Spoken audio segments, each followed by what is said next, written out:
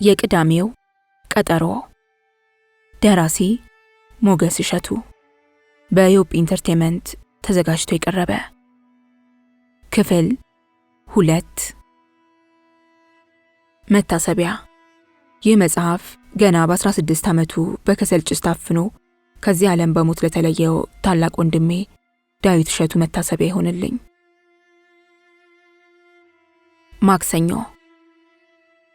ማክሰኞ በቀጠሯቸው መሰረት ሮሃ ሬስቶራንት ተገናኙ።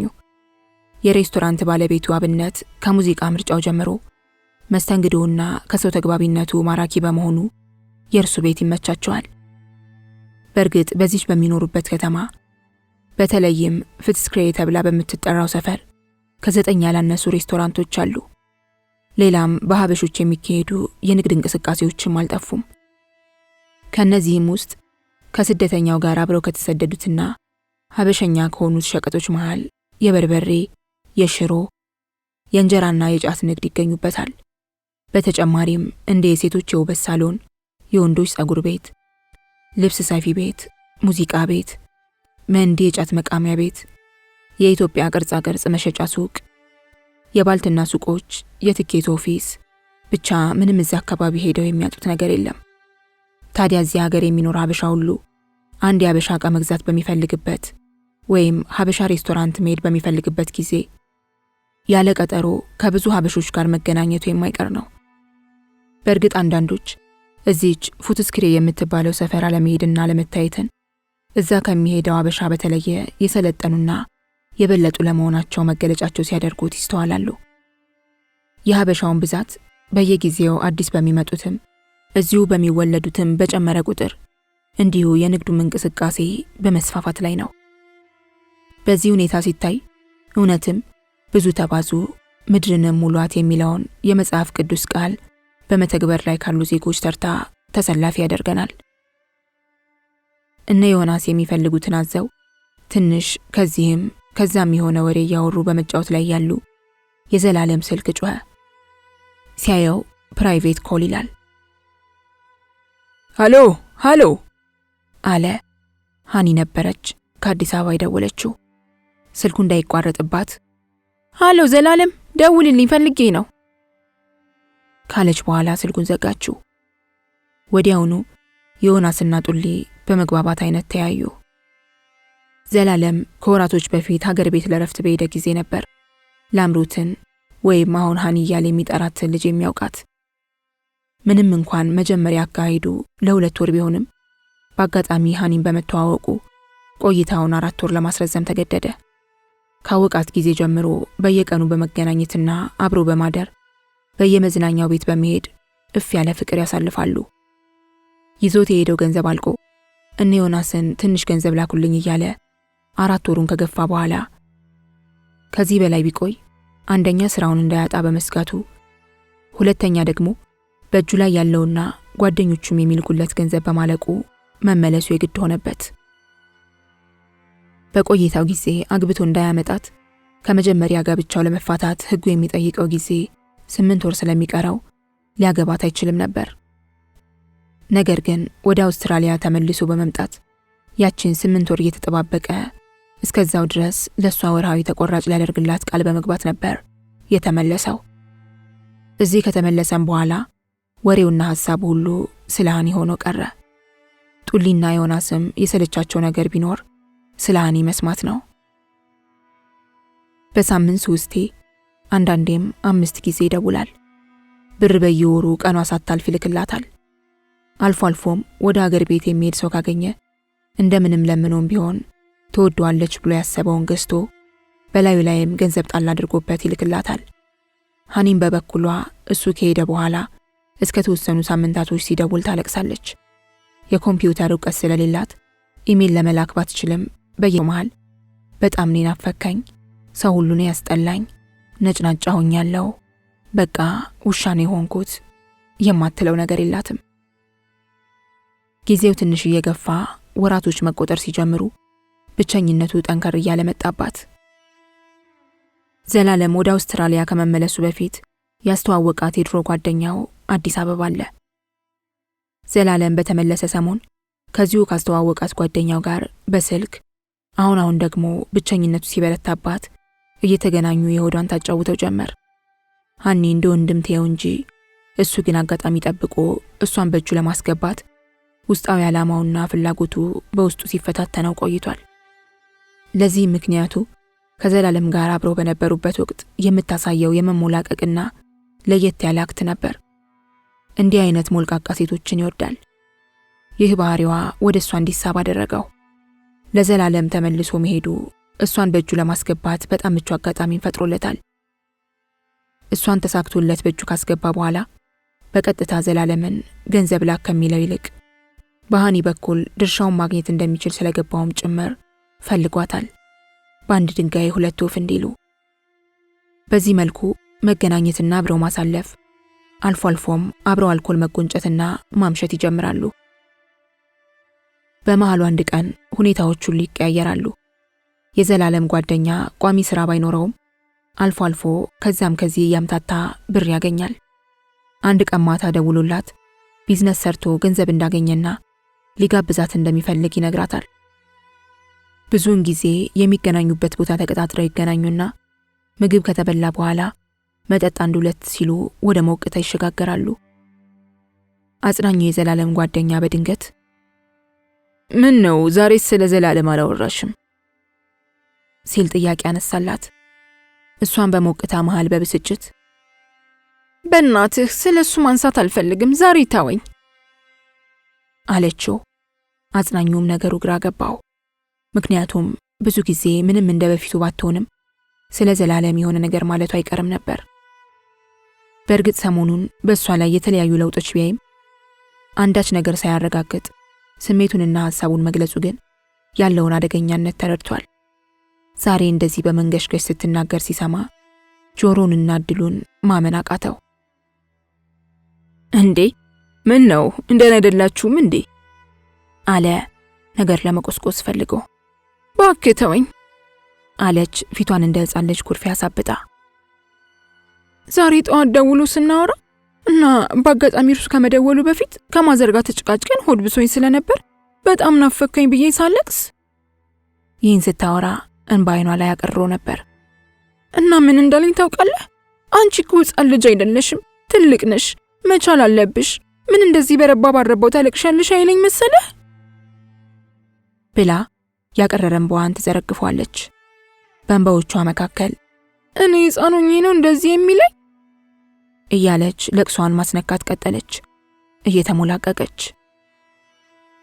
አጽናኙ ይህን ሲጠብቀው የቆየውን አጋጣሚ በመጠቀም የከፈተችውን በር ሳትዘጋ ጠጋ ብሎ እያባበላት አይዞሽ በቃ አይዞሽ፣ ድሮም ቢሆን ወንድን ልጅ ማመን ሲወደዱ እንደዚህ ናቸው፣ መቼ ያጧቸው። አንቺን የመሰለ ንጹህ ሰው እንደዚህ ማስለቀስ ግፍ አይደል? ብቻ አለ ልክ ብዙ የሚያውቀው ሚስጥር ያለ ይመስል መናገር ያልፈለገ በመምሰል ጣራጣራውን እያየ። ሃኒም አንዴ የከፈተችው የቢራ እንባ መቆም ስላልቻለ መነፍረቋን ልታቆም አልቻለችም። አጽናኙ በዚህን ጊዜ እንደዚህ የከፋውንና የተበደለን ሰው የቃል ማጽናናት ብቻ በቂ እንዳልሆነ በማመን ትከሻዋን ሳብ አድርጎ ደረቱ ላይ ለጥፎ ጀርባዋን፣ ጸጉሯን ያሻሻት ጀመር። አንድ ቀን እንደሚሳካለት ቢያውቅም እንደዚህ ግን በቀላሉ እቅፍ ውስጥ እንደምትገባ በጭራሽ አልገመተም ነበር። የተለኮሰው እሳት ሳይጠፋ በአናቱ ላይ ነዳጅ መጨመር አስፈላጊ ስለነበር እኔ እኮ በራስሽ ጊዜ ወቂው ብዬ ነው እንጂ እዚህ እያለ እንኳን እኔ ያረተው ግፍ ነው ስለው፣ አንቺ ግን በቃ ተዩ ብዙ ማውራቱ ከሌላ ሴት ጋር ሳገኘው። ከዚህ በላይ ሌላ የምታረጋግጠው ነገር ምን ትፈልጋለች? ደረቱ ውስጥ ሆና በእናትህ ከእንግዲህ ምንም አይነት ነገር መስማት አልፈልግም። ይበልጥ እየተጠጋችው ልጥፍ እያለችበት።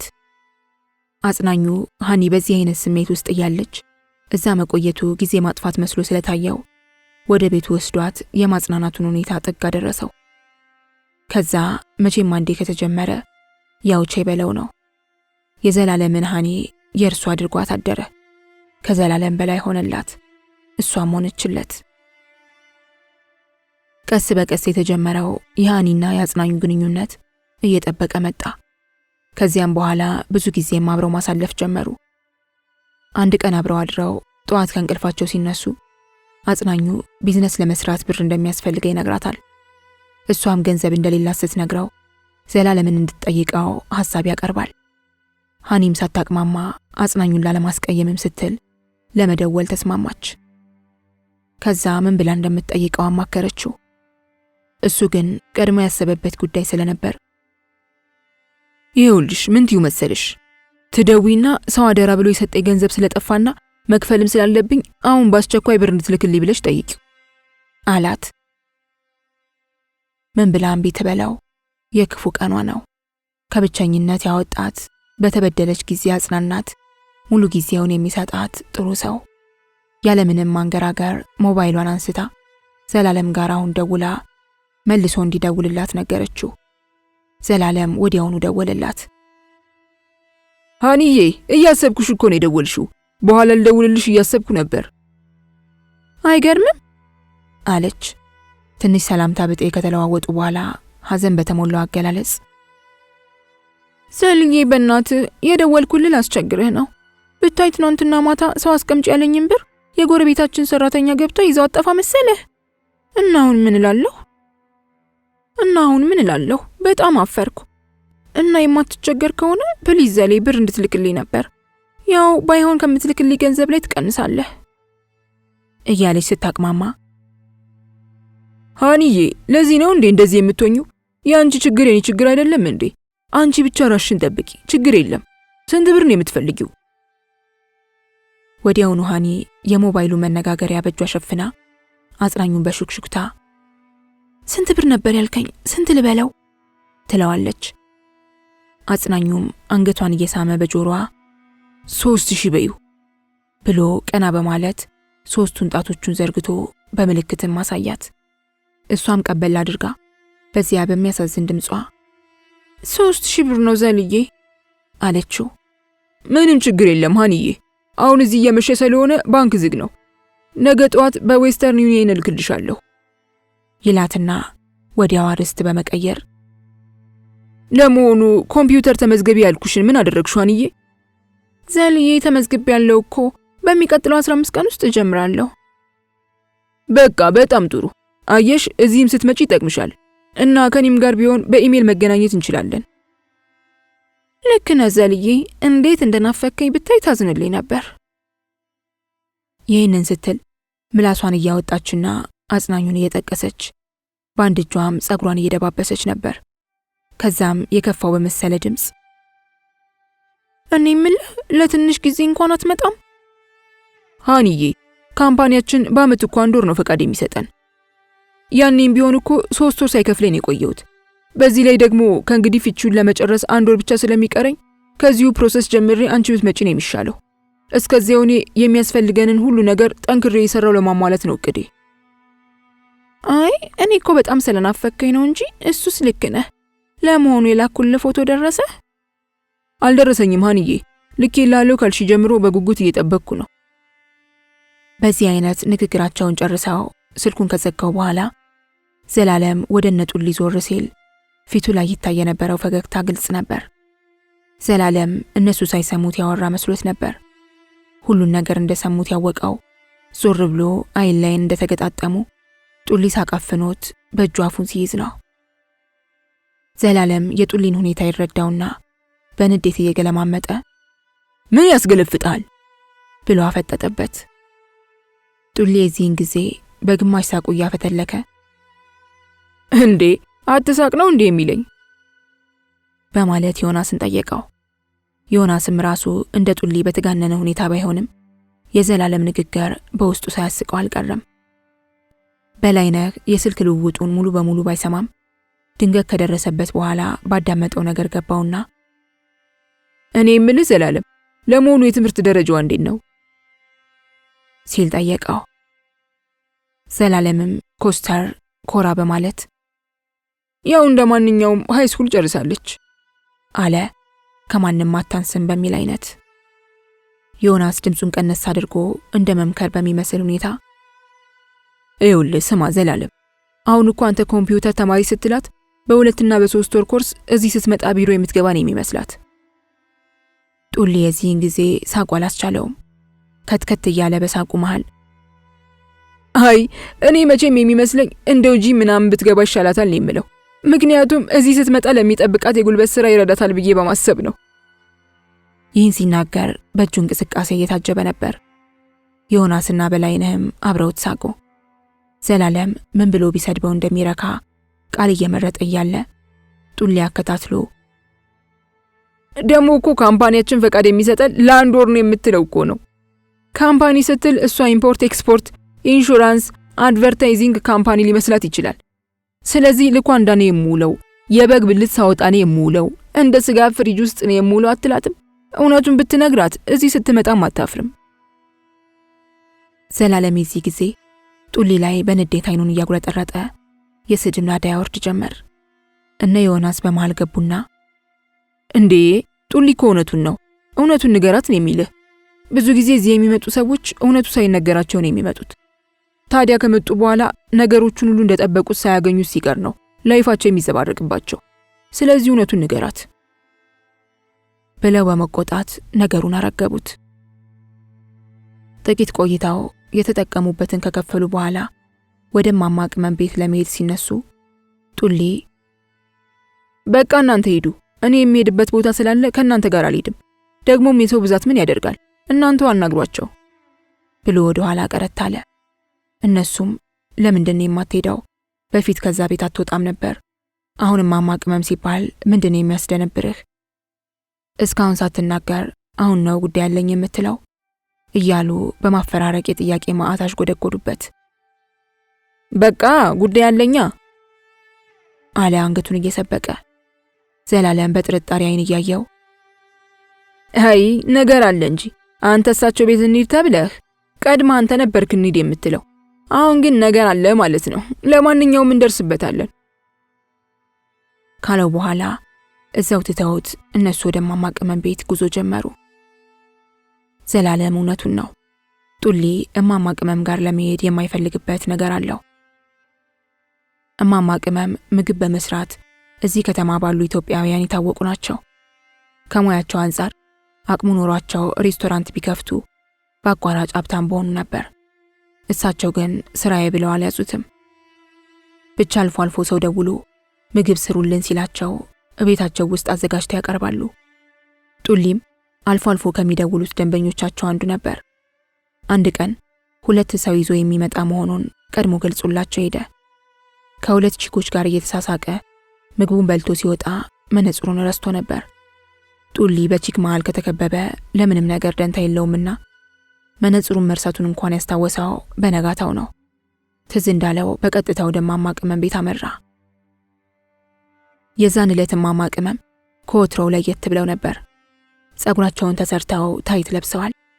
አይናቸውን ኩል፣ ለከንፈራቸው ቀይ ሊፕስቲክ ሁሉ አልቀራቸውም። በመልክም ባለባበስም ወጣት ለመሆን ከፍተኛ ጥረት ማድረጋቸው በግልጽ ይታያል።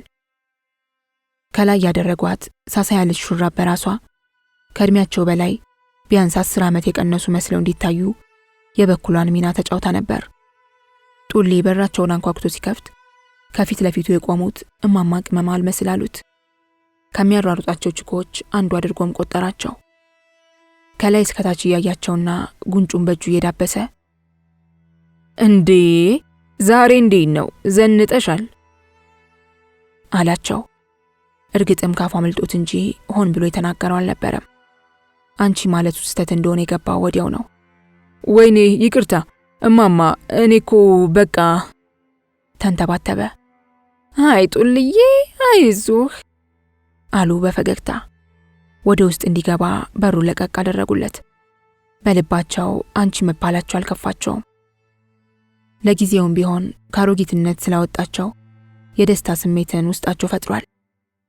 ልጅነቴን ይቅጨው ብለው እንደሚምሉት ከመስመር ያፈነገጡ ቀበጣ አዛውንቶች ባይሆኑም ለእርጅና ፊት የማይሰጡ ሴት ናቸው። በቤታቸው ውስጥ ከእንግዳ ጋር ተቀምጠው በዲቪዲ የሀበሻ ሙዚቃ ተከፍቶ ከተመለከቱ በጨዋታ አስመስለው እድሜያቸውን ጠቆም ማድረጋቸው አይቀርም። የሙዚቃው ዘፋኝ በሳቸው እድሜ የነበረ ከሆነ ወይኔ ጉዴ ያኔ ዘፈን ሲወጣ እኮ አንድ ፍሬ ልጅ ነበርኩ፣ እንደው ዘፋኝ ሲባል ልጅ አያረጅም እንዴ የሚሉት ነገር አላቸው። ታዲያ አሁን ጡሊ አንቺ ሲላቸው ለምን አይደሰቱ? እማማ ቅመም በደስታ ፍልቅልቅ ማለታቸውን ጡሊ በሚገባ ለመረዳት ሰከንድ አልፈጀበትም። የይቅርታ አቋሙን ለውጦ በዚያ ወሬውን ቀጠለ። እውነቴን ነው የምልሽ፣ ከማንም ወጣት ነን ከሚሉት እንዴት እንዳማረብሽ እያለ ከኋላ ተከተላቸው። በጡሊ አንቺ መባሉን ቢወዱትም ድፍረት የተቀላቀለበት ጨዋታው ግን አልጣማቸውም። በልባቸው አይ መሸሻዬ አሉ፣ ከዓመታት በፊት የሞቱትን ባላቸውን በማስታወስ። ባለቤታቸው አቶ መሸሻ በሕይወት ዘመናቸው አብረው በሚኖሩበት ጊዜ ብዙ በድለዋቸዋል። አሁን ግን ያንን ሁሉ ምሬት ረስተውታል። የሚታያቸው ወንድነታቸው፣ አስጨናቂነታቸውና ጥሩ ነገራቸው ብቻ ነው። መሸሻን የመሰለ ጀግና ባል የነበረኝ እመቤት አሁን ይሄ ጸጉሩን እንደ ሴት ፕላስቲክ ያስያዘ አንድ ጭማዳ እንዴት ቢንቀኝ ነው በሚል ተበሳጭተው መሸሻዬ ይህን ጉዳ ላይ እያሉ በሆዳቸው መነጽሩን ካስቀመጡበት አምጥተው ሰጡት። ጡሊ መነጽሩን በግራ እጁ ተቀብሎ ቀኝ እጁን ትከሻቸው ላይ ጣል በማድረግ በፈገግታ አይኑን እያቁለጨለጨ እንዴት ነው ታዲያ አላቸው። አሁን ንዴታቸው ገንፍሎ ወጣ። ብስጭቱም ከትዕግስታቸው በላይ ሆነ። ከመቅዝበት በቀኝ እጃቸው 5ቱን ጣት የብልቱን ፍሬ ጭምድድ አደረጉት። በቁጣ አይናቸውን እያጉረጠረጡ ምን ነው አንተ? ምን መስዬ ታየውህ? በልሂድና ካንተው ቢጤ ጨበሬ ጋር ተዳራ። እዛው ቦታ እንደያዙት ጡሊ በድንጋጤና በህመም እየለፈለፈ ከቤታቸው አስወጥተው በሩን ዘጉበት። ልክ እንደለቀቁት ሰው እንዳየውና እንዳላየው ግራና ቀኙን ተመልክቶ ነፍስ አውጪ ብሎ ከአካባቢው በፍጥነት ተፈተለከ። ከዚያን ቀን ጀምሮ የማማ ቅመም ስም ሲጠራ ያቺ የተረገመች ቀን በዓይነ ህሊናው ትመጣበታለች። እንኳን ቤታቸው ሊሄድ ቀርቶ ስለሳቸው ወሬ ማዳመጥም አይፈልግም። እነ ዘላለም ወደ ማማ ቅመም ቤት ሲሄዱ ጡሊ መኪናው ውስጥ ሆኖ ለአዲሷ ልጅ ለሜሮን ደወለ። ሜሮን ገና በአንደኛው ጥሪ ስልኩን መለሰችለት። ገና ሄሎ ብላ ስሙን ስትጠራው በፈገግታ ፊቱን አፈካውና ቀደዳውን ጀመረላት። ብዙ ጊዜ ከችኮች ጋር ሲያወራ እንደሚያደርገው ትከሻውን ወደ ላይ ከፍ አንገቱን ወደ ፊት ገፋ እያደረገ ወጉን ይጠርቅ ገባ። ስለ ማንነቱ፣ ስለ ሥራ ወዳድነቱ፣ ትምህርቱን ለመቀጠል ስላለው ቁርጠኛ አቋም፣ ስለሚጠላው፣ ስለሚወደው ያልነገራት ነገር የለም። በአጠቃላይ አንዲት ሴት የምትወደውን ወንድ ባህሪ በውስጡ አሳለላት። ለሷም ቢሆን በልምድ ያካበተውን ዕውቀት በምክር መልክ መስማቷ መልካም አጋጣሚ ነበር። ስለ ነጮች ባህሪ፣ ስለ ሀገሩ ሁኔታ፣ ስለ አየሩና ስለ መሳሰለው ብዙ ሲተረተርላት ዝም ብላ ያዳመጠችው ልታውቃቸው የምትፈልጋቸው ነገሮች በመሆናቸውም ጭምር ነው። ጡሊ በተለይ ያስጠነቀቃት እዚህ ሀገር ስላሉት አበሾች ባህሪ ነው። ማንንም እንዳታምኝ አላት። ስልክ ቁጥሯን ቢጠይቋት እንኳን ለማንም እንዳትሰጥ አሳሰባት። ማን ያውቃል ልቦና ሰጥቷት ምክሩን ከሰማች ከማንም ሰው ጋር ሳትገጥም ማንም ሳያይበት የሱ ብቻ ትሆናለች። ከሱ በስተቀር ማንም አይበላበትም። አደጋ ያሰጋውም ማለት ነው። እርግጥም ቺኳ ሰምጣለች። የሚነግራትን ሁሉ ከማዳመጥም በላይ መሃል ላይ ልክ ነህ፣ እኔ ራሴ እዚህ በመጣው በጥቂት ጊዜያት ውስጥ ስንቱን ታዘብኩት መሰለ፣ በጣም ይገርማል እያለች በሐሳቡ መስማማቷን እየገለጸች ነበር። ጡሊ ከልጅቷ የድጋፍ መልስ በመነሳት እየወጋት ያለው መርፌ እየሰራ መሆኑን አወቀ። በራስ የመተማመን ስሜቱም ጨመረ። ሁሌም በዚህ አይነት ስሜት ሲሆን እንደሚያደርገው ሁሉ ከጉሮሮ የሚያወጣትን ቀጭን ድምጹን እያጎረነነ እዚህ ሀገር ሰው እኮ አውሬ ሆኗል ስልሽ፣ ስለምንም ነገር እኮ ተነጋግረሽ መግባባት አትችይም። እንዳንቺ አይነት የገባው ሰው በባትሪም ተፈልጎ አይገኝም። እስቲ እኔና አንቺ ብዙ ዘመን የምንተዋወቅ አይመስልም? ለምን መሰለሽ? አንድ አይነት ሙድ ስላለን ነው። እዚህ ከሰው ጋር 10 ዓመት አብረሽ ብትኖሪም መግባባት በጣም አስቸጋሪ ነው። በመጨረሻ የበለጠ ስለማንነታቸው እንዲተዋወቁና እንዲግባቡ ተገናኝተው መገባበዙ ጠቃሚ እንደሆነ በጥያቄ መልክ ሲያነሳላት በመግደርደር መልክ አስብበታለሁ፣ ሰሞኑን እንደውልልኝ ለማለት አላቅማማችም። ፈጣኑ ጡሊም ነገ ጠዋት እደውልልሻለሁ ብሎ ስልኩን ዘጋው። ከልጅቷ ጋር ባደረገው ጨዋታ ልቡ በሐሴት ሞላ። እጁን ጨብጦ የስ እጄ ገባች ብሎ የመኪናውን መሪ ከደበደበ በኋላ ሞተሩን አስነስቶ ወደ ቤቱ ነዳው። እነ ዮናስ እማማ ቅመም ቤት ደርሰው ከመኪና እየወረዱ ነበር። ዮናስ ሞባይሉ ሲጮህ ቀስ ብሎ ከኪሱ አውጥቶ ተመለከተው። በኮድ የጻፈው የሶሲ ስልክ ነበር። ግዴታ መመለስ ያለበት ጥሪ። ሌሎቹ እንዳይሰሙት ወደ ኋላ ቀረት ካለ በኋላ ሃይ ሶፊ አለ በተርበተበተ ድምፅ። ሶፊና እናቷ ከሀገር ቤት ከተመለሱ ገና 5ኛ ቀናቸው ነው። እናቷ በቀጥታ ወደሚኖሩበት ስቴት ከመሄዳቸው በፊት እሷ ጋር ቆይታው ኤርፖርት ሸኝታቸው እየተመለሰች ያለ የመጀመሪያ ስራዋ ያደረገችው ዮናስ በአስቸኳይ እንዲመጣ በስልክ ትዕዛዝ መስጠትን ነበር። የሶፊ እናት ሃይስኩል እንደጨረሰች ሶፊን ወለደቻት። ቢሆንም ቤተሰብ አልፈቀደውም። በወግ ማዕረግ ልጃችን ተድራ አስከብረናለች ብሎ ሲያልም የነበረው ቤተሰብ ተቆጣ። በመሆኑም ዲቃላ መጣችብን በሚል ዘወትር እርግማን ሆነ። ሰላምና ፍቅር የነበረበት ቤተሰብ ውስጥ የሶፊ መወለድ ጭቅጭቅን ይዞ መጣ። ብሶቱ እየጠነከረ ሲመጣ የሶፊ እናትና አባት ተመካክረው ስደትን ምርጫቸው አደረጉ። ፍቅረኞቹ ሕፃን ልጃቸውን አያቶቿ ጋር ጥለው ወደ ጅቡቲ ለመግባት በድሬዳዋ በኩል ጉዞ ጀመሩ። ይሁንና የሶፊ አባት ከድሬዳዋ ጅቡቲ ያለው በረሃ ላይ ድንገት ባልታወቀ በሽታ ታሞ እዚያው በረሃ ላይ ይቀራል። የሶፊ እናት ፍቅረኛዋን ከቀበረች በኋላ ብቻዋን ጉዞውን መቀጠሉ ከባድ መሆኑ ስለገባት አማራጭም ስላጣች ወደ ቤተሰቦቿ ቤት ተመለሰች። ይሁንና ጭቅጭቁ ሊቀንስ አልቻለም። የት ገባሽ የት ወጣሽ የሚለው ከልክ ያለፈ ቁጥጥርና ደሞ ሌላ ዲቃላ ይዘሽብን እንዳትመጭ የሚለው አሽሙር በድጋሚ ስደትን አስወሰናት። በጎንደር በኩል አድርጋ ከጓደኞቿ ጋር ሱዳን ገባች።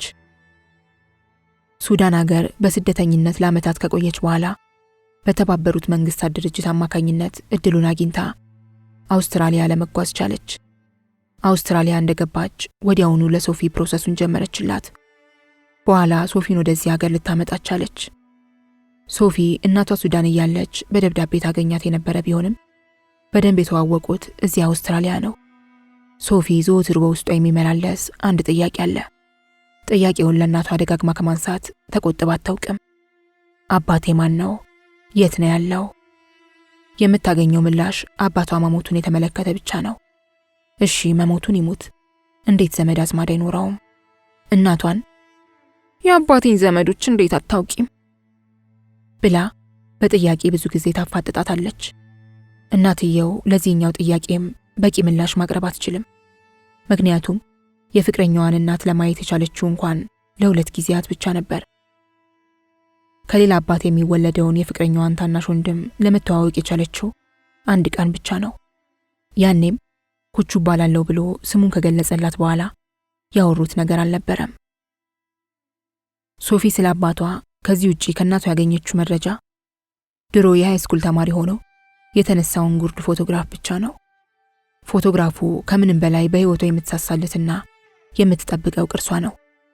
አንዳንዴ ብቻዋን ስትሆን ፎቶውን ታወጣና ፍዝዝ ብላ እየተመለከተች በሐሳብ ጭልጥ ብላ ትጓዛለች። አሁን በህይወት ቢኖር ኖሮ ምን ይመስል ነበር? ብንገናኝ እንዴት ነው የምሆነው? ካገኘሁት መጀመሪያ የምንነጋገረው ቃል ምንድነው? ብዙ ታልማለች፣ ታስባለች። ሊሆን የማይችለውን ሊሆን ቢችልስ የሚል መላምት እየፈጠረች ብዙ ህልም ስታይ ቆይታለች። በቅርቡ ወደ ሀገር ቤት ያደረጉት ጉዞ ምክንያቱም ይሄው ነበር። ድሮ የሶፊ አባት ይኖርበት ወደ ነበረው ሰፈር ሄደው እናቱንና ወንድሙን ፈለጉ፣ ግን አልተሳካላቸውም። በፊት የነበረው ሰፈር በመንገድ ግንባታ ምክንያት ፈርሶ የአካባቢው ነዋሪዎች ሌላ ቦታ ሄደዋል። ብዙ አጠያይቀው የሶፊ አባት ቤተሰቦች የተቀየሩበትን ሰፈር ቢያገኙትም የተነገራቸው ተስፋ አስቆራጭ ዜና ነበር። እናትየው ከሞቱ ብዙ ዓመት አልፏቸዋል። ታናሽ ወንድሙ ኩቹ ደግሞ የት እንዳለ አይታወቅም። አንዳንዱ ኬንያ ታይቷል አሉ ይላል፣ ጅቡቲ ነው ይላል ሌላው፣ አሜሪካ እንዳለ ሰምቻለሁ የሚልም አለ። ብቻ ያለምንም ውጤት ከሀገር ቤት ወደዚህ ከመጡ 5ኛ ቀናቸውን ይዘዋል። ሶፊ ይህንን ሁሉ ጆሮዋ ሰምቶ ብትመጣም ይሄ የአባቷ ነገር በውስጧ ትልቅ ክፍተት ስለፈጠረባት ብቻ አንድ ሰው ከኬንያ ወይ ከጅቡቲ ነው የመጣው ካሏት የአባቷ ወንድም ነው የተባለውን ኩቹ የሚባል ታውቃላችሁ የመጀመሪያ ጥያቄዋ ነው። እንደዚያም ሆኖ ማንም አውቀዋለሁ የሚል በእነዚህ ቀናት አላገኘችም። ጥያቄውን ግን ወደፊትም እንደምትቀጥልበት ባለሙሉ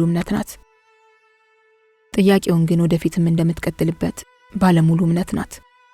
ሶፊ አንዳንዴ ሳታውቀው ለአባቷ ሞት ራሱን ምክንያት ታደርጋለች። ምንም እንኳን እናቷ ብዙ አሳማኝ ምክንያቶችን ብትነግራትም ባይሄድስ ኖሮ ትላለች። ብቻዋን ስትሆን ላይሞት ይችል ነበር ትላለች። በውስጧ ለሚመጡ አባቷን የተመለከቱ ጥያቄዎች አጥጋቢ መልስ ስለማታገኝላቸው ከዚህ ሐሳብ ቶሎ ካልወጣች ልትገልጽ የማትችለው አይነት የመጨነቅ ስሜት ውስጥ ትገባለች። አባቷን ሳታውቀው ገና በልጅነቷ ትቷት ሄዶ ሞተ። የምትወደው የመጀመሪያው ፍቅረኛዋ በሌላ ሴት ለወጣት። በተለይ የምትወደው ልጅ ከተዋት በኋላ ስለ ወንድ ያላት አመለካከት በአጠቃላይ ተለውጧል። ወንዶች መታመን እንደሌለባቸው ጽኑ እምነት ይዛለች። በወንድ ላይ ያላት አቋም ነው፣ ወንድን ማመን ቀብሮ ነው የሚል። ዋናው ጉዳይዋ ሊዲያን መበቀል ቢሆንም ዮናስ ሲጨነቅና ሲርበተበት ማየቷም ለሶፊ ተጨማሪ ደስታን ይሰጣታል። ለዚህም ነው የዛን ዕለት እናቷን ሸኝታ ስትመለስ ዮናስ ጋር የደወለችው። ዮናስ እንደዚያ ተርበትብቶ ስልኩን ሲመልስ እሷ ግን ሰላምታ ላይ ጊዜ ሳታጠፋ ስማ እቤት ነኝ ያለሁት በአንድ ሰዓት ውስጥ እንድትመጣ በማለት ቀጭን ትዕዛዟን አስተላለፈችለት። ጆሮ ላይ እንዳትዘጋበት ቶሎ ብሎ ይኸውልሽ ሶፊዬ፣ እኔ ራሴ የሆነ ነገር ላናግርሽ ፈልጌ ልደውልልሽ ነበር። አሁን በጣም ሩቅ ቦታ ነው ያለሁት። በእውነት ነው የምልሽ ሶፊ፣ ነገ በፈለግሽው ሰዓት ደውይልኝ እመጣለሁ። አሁን ግን በጣም ችግር ላይ ነው ያለሁት በማለት ተማጸናት። ሶፊ በዮናስ አነጋገር ግራ ተጋባች። ምክንያቱም ፈጽሞ ያልጠበቀችው ምላሽ ነው። እሷ አንቺ ሴትዮ እባክሽ ተይኝ ብሎ ይለምነኛል ብላ ገምታ ነበር። ጭራሽ ካፉ ሰምታ በማታውቀው ማቆላመጥ ጠራት፣ ሶፊዬ ብሎ። እሱ ለማሰቢያ ጊዜ ለማግኘት የመጣለትን እንደተናገረ ሁሉ እሷም ትንሽ ነገሩን ለማክረር የፈለገች ይመስል አነጋገሯን ሳትቀየር ቁጣ ባዘለ ትዕዛዛዊ ቃና ጥሩ፣ በተመቸኝ ሰዓት ደውልልሃለሁ። ነገ ግን ስደውል ምንም አይነት ምክንያት አልፈልግም፣ ኦኬ ብላ ስልኩን ጆሮ ላይ ጠረቀመችበት። ዮናስ ነገ ምን እንደሚል ባያውቅም ሳያስበው የፈጠረው ድራማ ከዛሬው አደጋ ትርፎታል። ለነገ ደግሞ ሌላ ምክንያት ይፈልጋል። ስልኩን ከዘጋው በኋላ በረጅሙ ተነፈሰ። ለዛሬው ከጭንቀት ድኗል። ነገ ደግሞ ሌላ ቀን ነው። በላይነህ ዮናስ ሲያወራ ባይሰማውም በተንኮለኛው አይምሮ ነገሮችን ካልኩሌት አድርጎ ጨርሷል። ከማን ጋር ያወራ እንደነበር ለመረዳት የቅዳሜውን ከሶፊ ጋር የተፈጠረውን ግርግር ማስታወስ ብቻ በቂው ነበር። ጆሮውን አቁሞ ወሬ ለማነፍነፍ ቢሞክርም ምንም መስማት አልቻለም። በላይነህ ከሌሎቹ ጓደኞቹ ልዩ የሚያደርገው ባህሪ ያለው።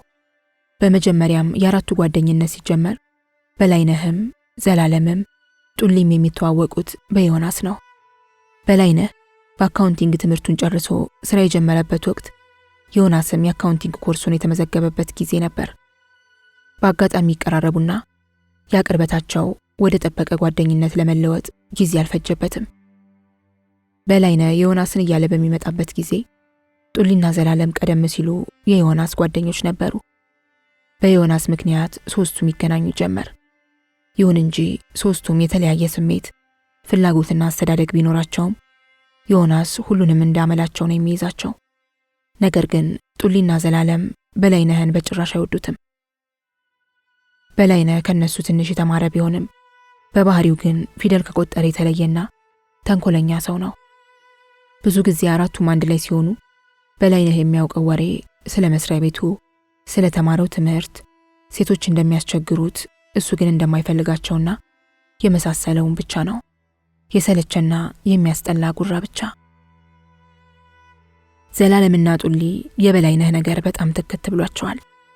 የዮናስን ጓደኝነት ማጣት ስለማይፈልጉ ብቻ የበላይነህን ጉራና እንጨት የሚል ወሬ መቻል ግድ ሆኖባቸዋል። አንዳንዴ ሁለቱ ብቻቸውን ቤት ሲሆኑ ጡሊ ምርር ብሎት ስለ በላይነህ ሲናገር አንተ እንደዚህ ምንርር ያደርጋል? እሱ እንግዲህ አንዴ ተፈጥሮ ነው። ደግሞም ስለ አንተ እንዲህ መንጨርጨር ላያውቅ ይችላል። ቢያውቅም ደግሞ ግድ ላይ ሰጥ ይችላል። እንደው ዝም ብለህ ራስን ታሳምማለህ ይለዋል ዘላለም። ጡሊም ቀበል አድርጎ እኔ እኮ ዮናስን ላለማጣት ነው እንጂ አይኑን ለዝንት አለማላየውም ነበር። እስቲ አሁን እሱን ይው ምን ሆኖ ቺኮችን የሚስብ ነገር ያለው የሆነ ድብ የመሰለ ነገር ካለ በኋላ ድምጹን አጎርንኖ እንደሷ አክት እያደረገ ያቺ እንትና የምትባል ልጅ እኮ አላስቀምጣለችኝ። የእሷ ሲገርመኝ ደግሞ የጓደኛዋ ስልክ እየደወለች ካልጋበዝኩ ምናምን። እንደውም ይባስ ብላ በቀደም ከቤት ጠዋት ስወጣ በራፌ ጋር አላገኘኋት መሰላችሁ እንዴ? ሴቱ ምን ነግቶታል? ሰው ሳይፈልጋቸው አይገባቸውም እንዴ? ይልና መልሶ ደግሞ ድምጹን ወደ ራሱ ለውጦ በጥላቻና በማሽሟጠጥ አየኛ ብራንድ ፒት እንደው በመስታወት ራሱን አይቶት አያውቅ ይሆን? በእርግጥ ጡሊ በላይነን እንደዚህ ሊጠላ የቻለበት የራሱ የሆኑ ምክንያቶችም አሉት። አራቱ አንድ ላይ ሆነው ስለ ቺክ ተነስቶ ሲያወሩ ጡሊ ስለ ተዋወቃት አዲስ ቺክ ካወራ በላይነ ጡሊ አውርቶ ሳይጨርስ ካፉ ላይ ይቀበልና እሷንማ አንድ ቀን እንደው ሲያቀብጠኝ ባወጣት ለካ እሷ ልትጣበቅብ ይፈልጋ ነበር፣ ቀነስኳት እያለ ይጎነትለዋል። በወሬው ላይ በተደጋጋሚ ጣልቃ ይገባበታል። ቺኮቹን ሁሉ አውጥቻቸዋለሁ፣ ትወደኛለች፣ ታፈቅረኛለች ይልበታል። ስለዚህ ይገፋፋሉ። በቃ ስለ ማንኛውም ቺክ አንስተው ያወሩ ከሆነ እሱን የማትፈልግ ቺክ አንድም የለችም። እሱ የማይፈልጋቸው ደግሞ አንዴ ካወጣቸው በኋላ ሙጭጭ ብለው ስለሚያስቸግሩት ነው። ያንንም ከልምድ እንዳገኘው አድርጎ ያወራላቸዋል። በላይነ ሲተረተር ሰው ይታዘበኛል የሚል ይሉኝታ እንኳን የለበትም። እውነታው ግን ሌላ ነው። ስለ ራሱ እያነሳ ቢያካብድም በወንድነት ከሶስቱም ያነሰና ሴት አይን ውስጥ የማይገባው እሱ ነው። ሴቶቹ በተለያየ አጋጣሚ ተዋውቀው ካልተላመዱት በስተቀር ጭራሽ አይቀርቡትም። ጡሊን የሚያናድደውም ይኸው ነው። በላይነ ደካማ ጎኑን ለመሸፋፈን ሲል የሚቀበጣጥረው አሰልቺ ልፍለፋው። ሁል ጊዜ በላይነ አጠገባቸው ከሌለ ጡሊና ዘላለም ዘርዘር አድርገው ስለ መጥፎ ባህሪው ለዮናስ ሊያስረዱት ይሞክራሉ። ጸባዩ ነው፣ እናንተ ምን አስጨነቃችሁ? በኑሯችሁ ላይ እስካልመጣ የፈለገውን ቢለፈልፍ ምን አሳሰባችሁ ነው የዮናስ መልስ። እኩይ ጸባዩ ለዮናስ አይታየው እንጂ ለጡሊና ለዘላለም ግልጽ ነው። ከጉረኝነትን በዘለለ አጋጣሚውን ካገኘ ሰው ሕይወት ውስጥ ዘሎ ከመግባት ወደ ኋላ የማይል አደገኛ ፍጥረት ነው። ሌላው ቀርቶ ምንም እንኳን በእጃቸው ላይ ማስረጃ ባይኖራቸውም በላይነ ከዮናስ ሚስት ከሊዲያ ጋር ያለው አቀራረብና አስተያየት የእህትነት እንዳልሆነ ጠርጥረዋል። የከፋ አጋጣሚን ካገኘ በሁለቱ መሃል ከመግባት እንደማይመለስ ያውቁታል። አሁንም ዮናስ ከሶፊ ጋር በሚያወራበት ሰዓት በላይነ ከማን ጋርና ምን እንደሚያወራ ለመስማት የሚያደርገው ጥረት ዘላለምን በጣም አስገርሞታል። በተለይ ጡሊ በላይነ ለሊዲያ ያለውን ድብቅ ፍላጎት በደንብ ተገንዝቦታል። እንዳይናገር ግን በእጁ ላይ ምንም ማስረጃ የለውም። የሚገርመው ነገር ይህንን የበላይነህን ድብቅ ፍላጎት ሊዲያም ታውቃለች። ነገር ግን ገፍቶ እስካልመጣና ድንበር እስካላለፈ በሷ ላይ መቋመጡና በሷ መማረኩ ብዙም አልከፋትም። እንዲያውም ዮናስ በቀበጠ ጊዜ እንደ ማስፈራሪያና ማስቀኛ ልትጠቀምበት ትችላለች። ለነገሩ ምርኮኛን መግደል ከኪሳራ ነው የሚቆጠረው። ይልቁንም ምርኮኛውን እዛው አስሮ ማስቀመጥ አንድ ቀን ለልውውጥ ይጠቅማል። ለዚህም ይመስላል ሊዲያ ውስጧ ቢያውቅም ፊት ሳትነሳው እንዳላወቀ በመምሰል የራሷን ጌም የምትጫወትበት። ከመኮሳተር የመሽኮርመን ፈገግታ ምላሽ የምትሰጠው ለዓላማዋ መሆኑ ለበላይነህ አልተገለጠለትም። ዮናስ ከሶፊ ጋር ሲያወራ ጆሮውን አቆሞ ለመስማት ሞክሮ ነበር። ተሳክቶለት ሁሉን ነገር ባይሰማም አንድ ነገር እንዳለ ጠርጥሯል። ወደፊት እንደሚደርስበት የደረሰበትንም ነገር በቀጥታም ሆነ በተዘዋዋሪ ሊዲያ እንድታውቀው ለማድረግ በውስጡ ተስፋ አድርጓል። በላይነህ እማማ ቅመም ለነ ዮናስ በር ከፍተው ሰላምታ ከተለዋወጡ በኋላ ሁሉም ተቀመጡ። እማማ ቅመም የነ ዮናስ መምጣት ያው ምግብ ለመብላት መሆኑን ገምተዋል። በልባቸው ምን አለ ከመምጣታቸው በፊት በስልክ ደውለው ቢያዙ ኖሮ አሁን ከመጣ ደፍ እያሉ እሺ ልጆች እራት ነው፣ ምግብ ምን ላዘጋጅላችሁ እያሉ ተጨናነቁ። ዮናስ አይ እማማ እኛ ለምግብ አይደለም የመጣ ነው፣ እንደው ሌላ አስቸኳይ ጉዳይ አጋጥሞን ነው። እስኪ ቁጭ በሉና እንነግሮታለን። እማማም ትንሽ ግራ በመጋባት ሁሉንም ተራ በተራ እያዩ ምን ነው ደህና አይደላችሁም እንዴ? በደህና አይደለም የመጣችሁት ብለው አንዱ ክፍት ወንበር ላይ ያረፋሉ። እማማ ቅመም ልጃቸው ለጉብኝት እዚህ ሀገር አምጥታቸው ወደ ሀገር ቤት ከመመለስ ይልቅ እዚህ መቅረቱን መርጠው ያው ሁሉም ሰው እንደሚያደርገው ሁሉ ጥገኝነት ይጠይቃሉ። ወደ ሀገር ቢመለሱ ሕይወታቸው አደጋ ላይ እንደሚወድቅ አድርገው የሚባለውን ብለው ያመለክታሉ። ጉዳያቸውን ኢሚግሬሽን አምኖበት በእርግጥም ወደ ሀገራቸው ቢመለሱ እስርና እንግልት እንደሚደርስባቸው በማመን ቋሚ የመኖሪያ ፍቃድ ተሰጥቷቸው ኑሯቸውን እዚሁ ካደረጉ ሰንበትበት ብለዋል። በዚህ መልኩ የውጭ ሀገርን ኑሮ ተያይዘውታል። አንዳንዴ በትዕዛዝ ምግብ ቢያዘጋጁም ብዙውን ጊዜያቸውን የሚያሳልፉት ቴሌቪዥን በማየት ነው። በተለይ ተከታታይ ፊልም ይወዳሉ። ዘ ቦልድ ኤንድ ዘ ቢዩቲፉል የሚለውን ፊልም በጣም ነው የሚወዱት። መሪ ተዋናዩን ሪችን ሲጠሩት እንኳን ሪችዬ ነው የሚሉት። ስለ እርሱ ሲያወሩ እንዲያው እርሱ ከቁመናው እርጋታው እያሉ ነው። ከፊልሙ ውስጥ የማይወዷት ብሩክን ነው። እሷን ልክ እንደ ክፉ ጠላት ፈርጀዋታል። ምግብ ለመብላት ለመጣ ሁሉ ስለዚህ ፊልም ከማውራት ተቆጥበው አያውቁም። የዛን ዕለትም ፊልም እያዩ ነበር እነ ዮናስ የመጡት። ሰው ቤታቸው መጥቶ እንደዚህ ተሰባስቦ ሲያጫውታቸው በጣም ይደሰታሉ። የነ ዮናስ ያሁኑ ሁኔታቸው ግን በጭራሽ ደስ አላላቸውም። በተቀመጡበት እንግዶቹ የመጡበትን ጉዳይ ለመስማት ቸኩለው ታዲያ በደህና ነው አሉ። የምን የሰው ሆድ ማስጮህ ነው? አፈንዱት አይነት ነገር ይመስላል ጥያቄያቸው። እነ ዮናስም እርስ በርስ ተያዩ። በኋላ ዮናስ ጉሮሮውን ጠረግረግ አድርጎ ስለመጡበት ጉዳይ ዘርዘር አድርጎ አስረዳቸው።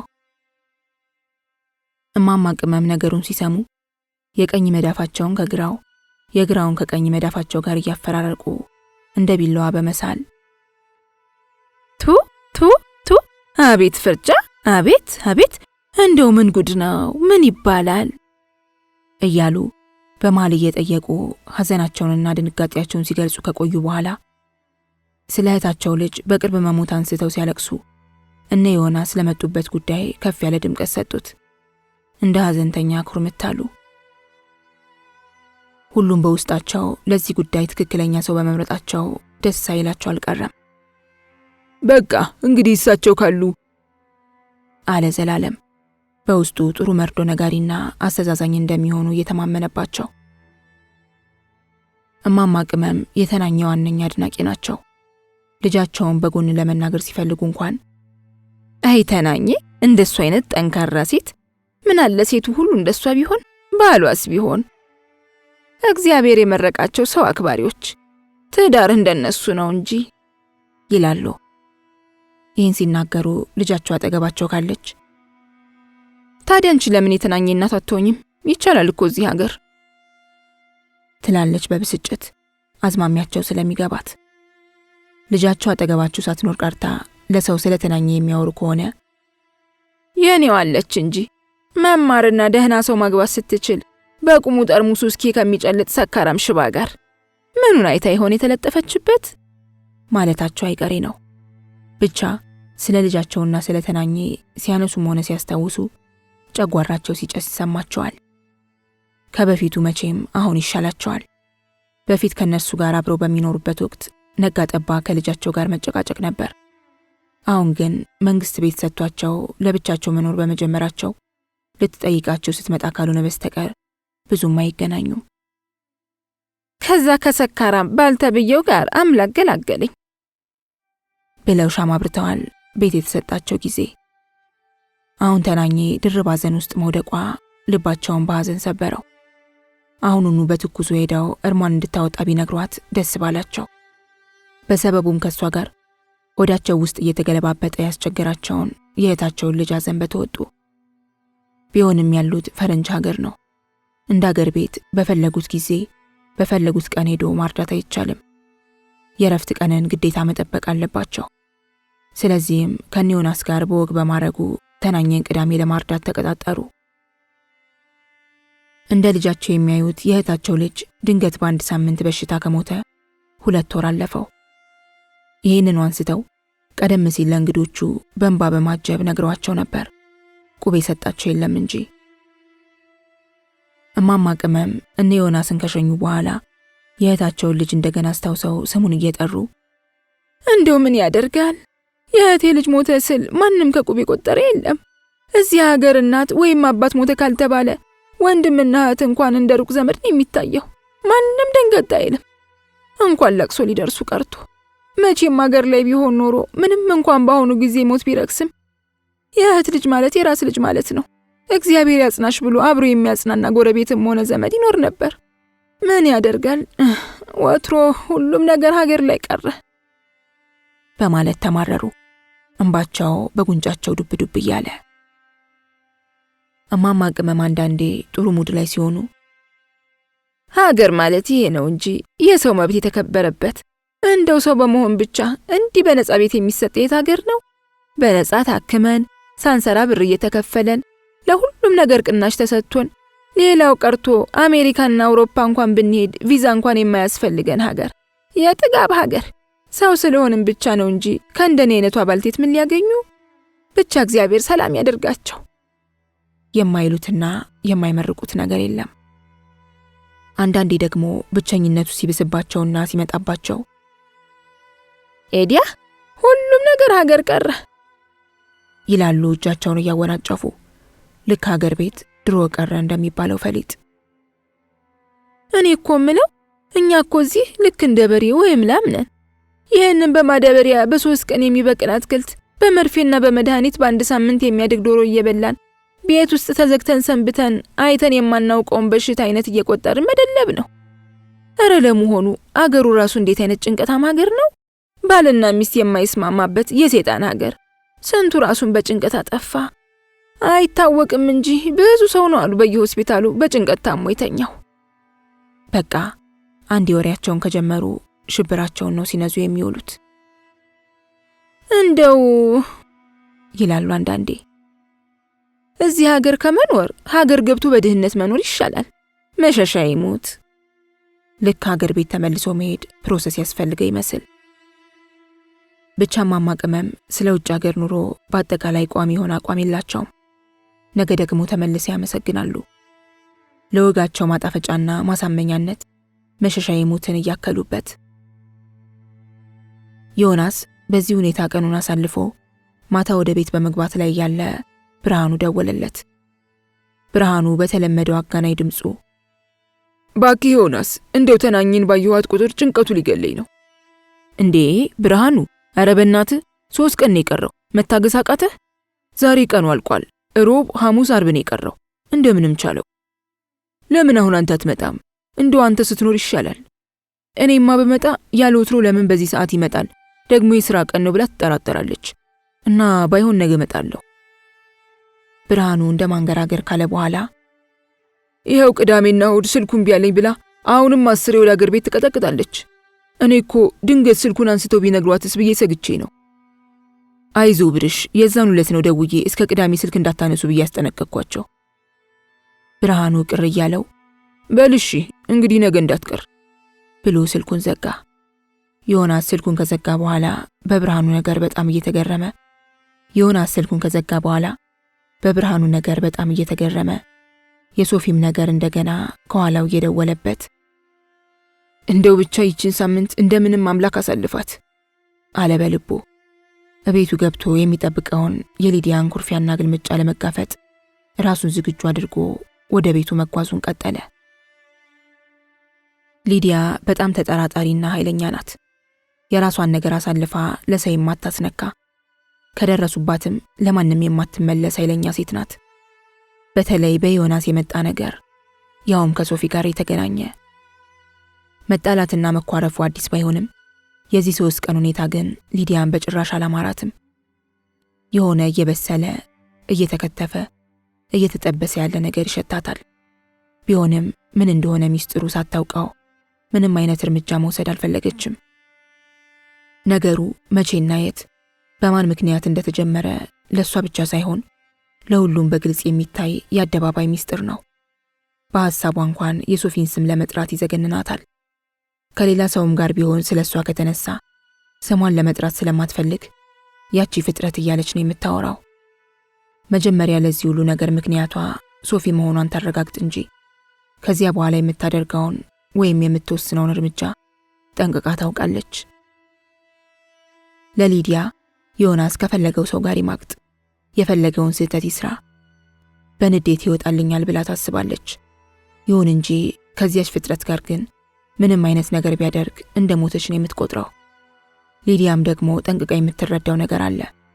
ሶፊ የእውነት ወንዳታ ሳይሆን ዮናስን የምትፈልገው አቅዳ አስባና ወጥና ለመበቀልና ትዳራቸውን ለማጥፋት ብላ የምታደርገው መሆኑ ለሷም ሆነ ለሌላው ግልጽ ነው። ሌላ ጊዜ ዮናስና ሊዲያ ቢጣሉም ቢኳረፉም ብዙም ሳይቆዩ ሁለቱም ስለማያስችላቸው ይታረቃሉ። ሁለቱም በጣም ስለሚዋደዱ ሳያስቡት ኩርፊያውን ረስተው ያድራሉ። እንደ ድሯቸው ይሆናሉ። ነገር ግን አንደኛቸው ለአንደኛቸው እጅ መስጠት የሚባል ነገር አልፈጠረባቸውም።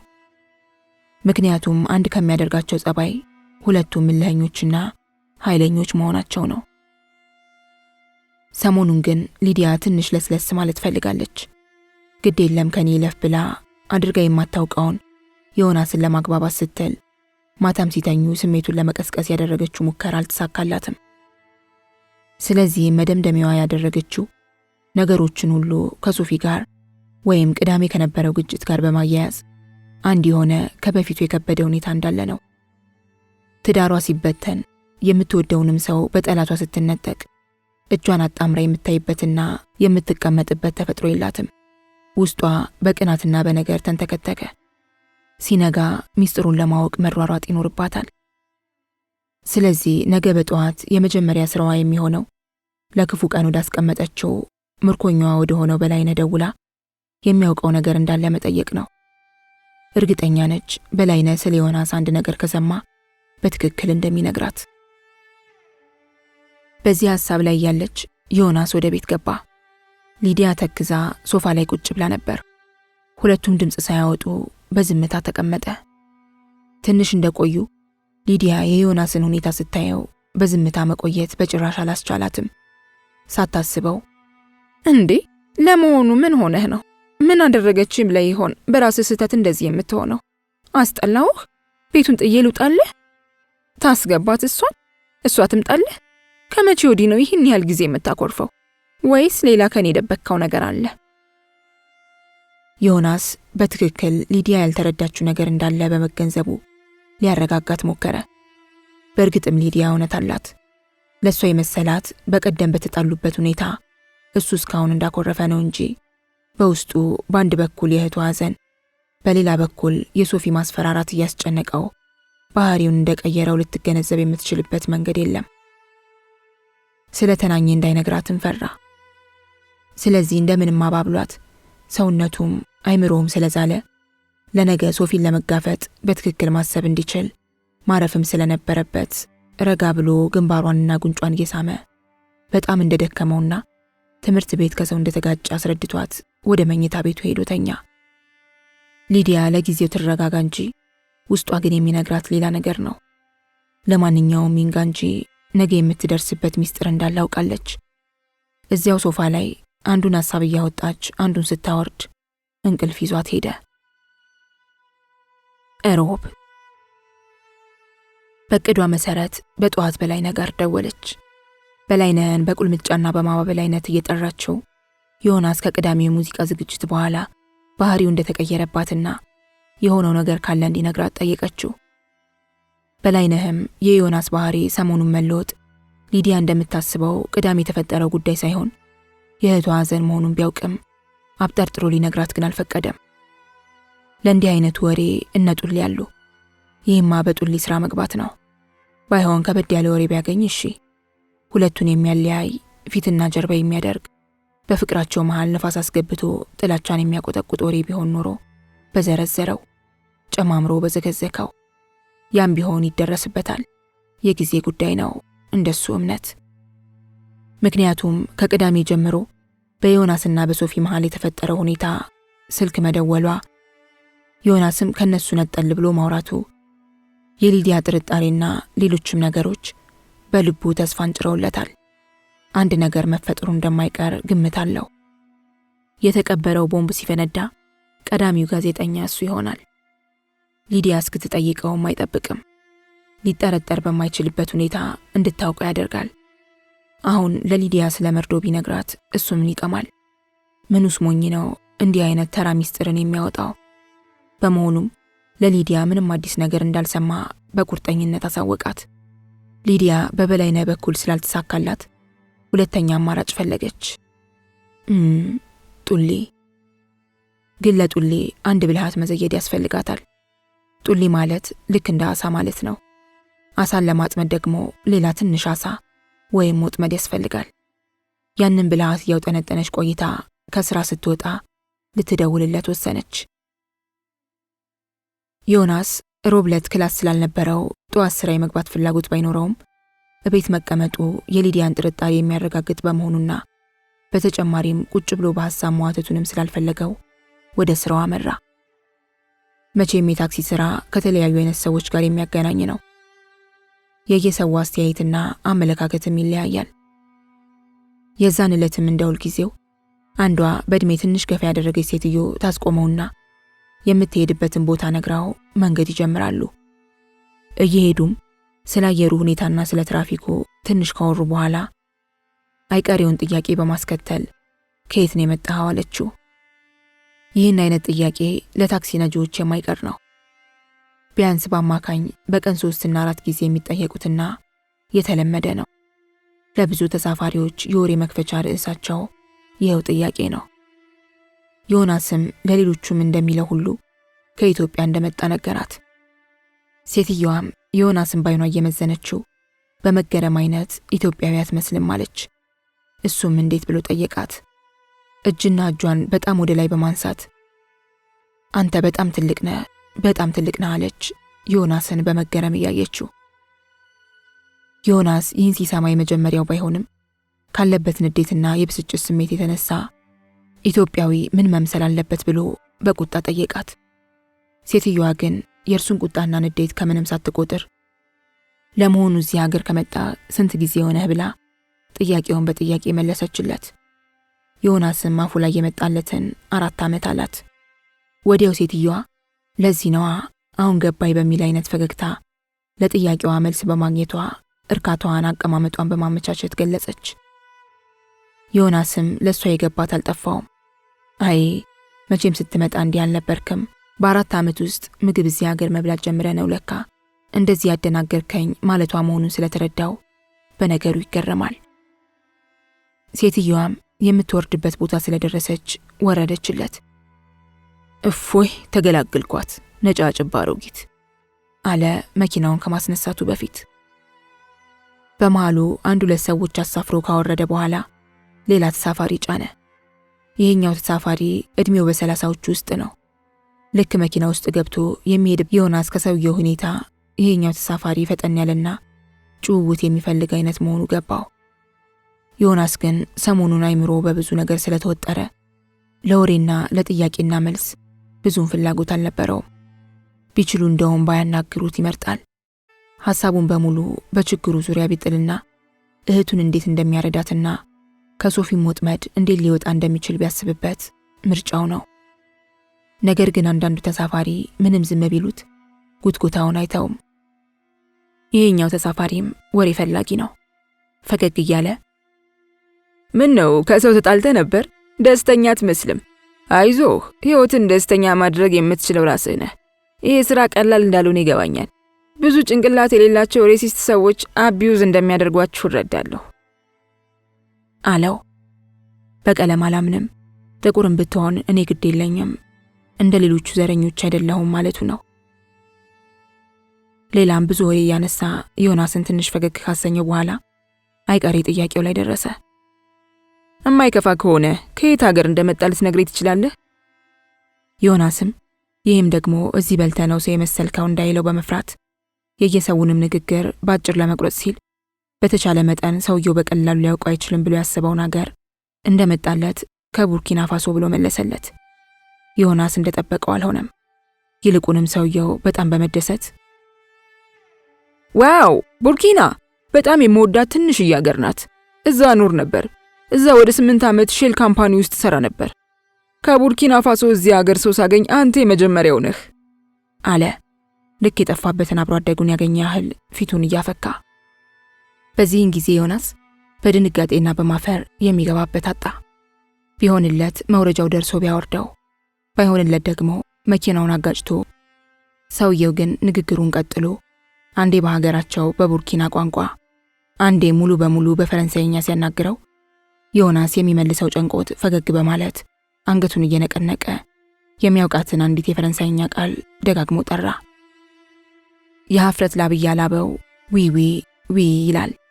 ሰውየው ሲለፈለፍ መንገዱ ላይ እንዳደረገ በማስመሰል እንዴት የሚገርም አጋጣሚ ነው በሚል አንገቱን እየነቀነቀ ፈገግ አለ።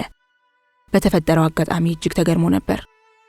የድል ነገር ሆኖ ሰውየው የሚሄድበት መንገድ አጭር መሆኑ በጀው እንጂ የሰውየው ወሬ የሚቋረጥ አይነት ስላልሆነ መዋረዱ የማይቀር ነበር። ዮናስ ሰውየውን ካወረደ በኋላ የተፈጠረው ሁኔታ እጅግ ስሜቱን ስለነካው መኪናውን ዳር አቁሞ እጁን አጣምሮ ከራሱ ጋር በሀፍረት ንግግር ይጀምራል።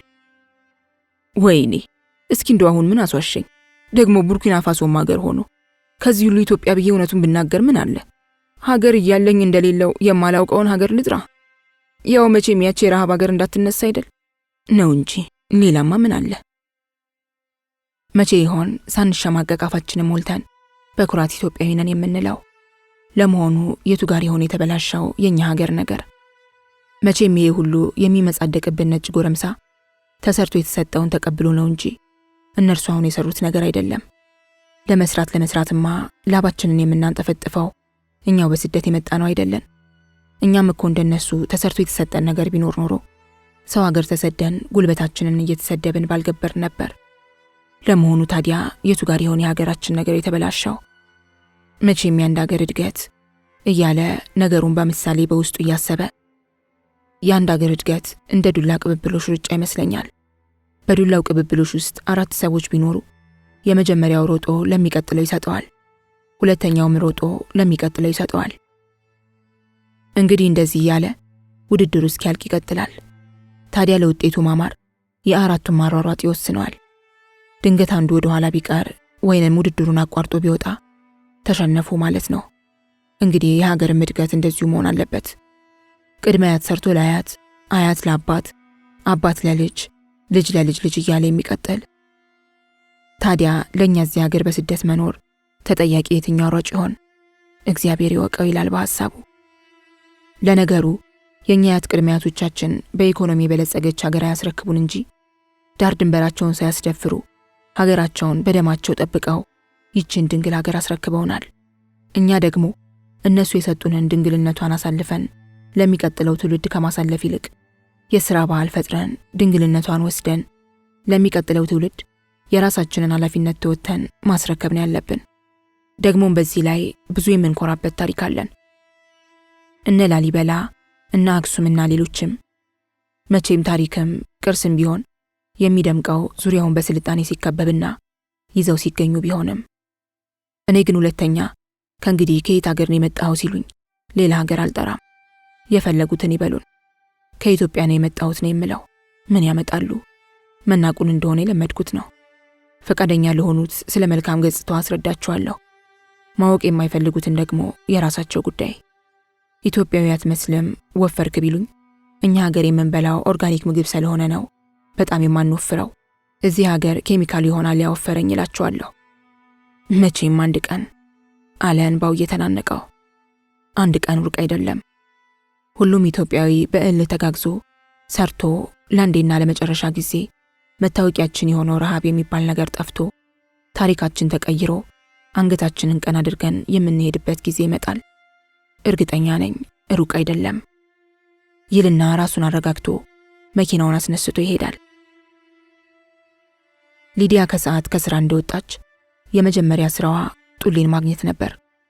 ገና ቤት ሳትገባ መንገድ ላይ ያለች ደወለችለት። ጡሊም ሊዲያ ስትደውል ብዙ ጊዜ አንድ ነገር ፈልጋ እንደሆነ ስለሚያውቅ የመጀመሪያውን ጥሪ አላነሳውም። ሊዲያም እንዳላነሳው ስታውቅ ሜሴጅ ላከችለት። አስጎምጂ፣ አጓጊና ወጥመድ ያዘለ መልእክት። ጡሊ መልእክቱን ሲያነብ ወዲያው ራሱ ደወለላት። ሃይ ጡሊ፣ ምን ነው ዘጋኸኝ? አለች በፈገግታ ስልኩን አንስታ። ምን ዘጋሻለሁ ሊዲ? ልክ ላነሳው ስልክ ነው የተዘጋው። ሌላ ስልክ መጥቶብኝ ነው እንጂ ወዲያው ልደውልልሽ እኮ ነበር። ስትጫወትብኝ ሆን ወይንስ እውነቷን ነው በሚል ልቡ ሁለት ቦታ ተከፍሎ ወደ ዋናው ርዕስ ለመግባት ቸኮለ። እሷም ለነገሩ ብዙ ጊዜ ማጥፋት አልፈለገችም። እንደሱ በአፋጣኝ ለማወቅ የፈለገችው ነገር ስላለ በቀጥታ ይኸውልህ ጡልዬ፣ መልእክቱን ስታገኝ ስለማን እንደሆነ አወቅ አይደል? ብታይ ጭቅጭቅ አድርጋ ልትገለኝ ነው ካላስተዋወቅሽኝ እያለች። እንዴ ሊዲዬ ሙች አላወቅኳትም። ማነች? አብራኝ የምትሰራው ጩኒ ነቻ። ምነው አንድ ቀን እንኳን ሾፕ ከአግኝታት ታምራለች አላልከኝም? የምትረሳ ናት እንዴ? አስታወስኳት። ያቺ ፊሊፒኗ እሷ ነች። ታዲያስ? በፈገግታ ተይ እንጂ ጡልዬ ሙት ባክህ ናና በቃ እንዴ ተዋወቃት። እኔ አውቄ ላለማስተዋወቅ የፈለኩ ነው መሰላት። ነገሩን ለማካበድ ብላ እንጂ ጡሊ ለዚህ መለመን እንደማያስፈልገው መቻጣችሁ። ጡሊ ፊቱ ሁሉ በደስታ ፈክቶ ረከችን የምለው እኔ አንቺ ወንድም አላሳፍርሽም። ለመሆኑ ምን ይዤ ልምጣ? የምትወደው ለየት ያለ ነገር ካለ? ከነገሩ ሁሉ ጡሊ ሴቶችን መንከባከብ በጣም ያውቅበታል። ግድ የለም ጡልዬ፣ ምንም አያስፈልግም፣ አንተ ብቻ ቶሎና ብላ ስልኳን ከንዴሳ አቋለቀቀችው። ጡሊም በመኪናው መስታወት ፊቱን እያየ ጸጉሩን እያስተካከለ በኩራት ተውጦ አንዴ ፈገግ አንዴ ኮስተር በማለት በቃ እንደዚህ ነኛ። አንድ ቀን አየችኝ አማላጅ መልአክ። ለነገሩ ምን ያስደንቃል? ባትል የሚያስደንቀው እሷ ብቻ ደግሞ አይደለችም። እንደ እብድ ለብቻው አወራ። በዚህ ሁኔታ ራሱን ላይ ሰቅሎ ወደ ቤቱ በመሄድ ተጣጥቦ ተቀባብቶና ዘንጦ በቀጥታ ወደ ሊዲያ ቤት መኪናውን አሽከረከረ። ምን እንደተደገሰለት አያውቅም ነበር።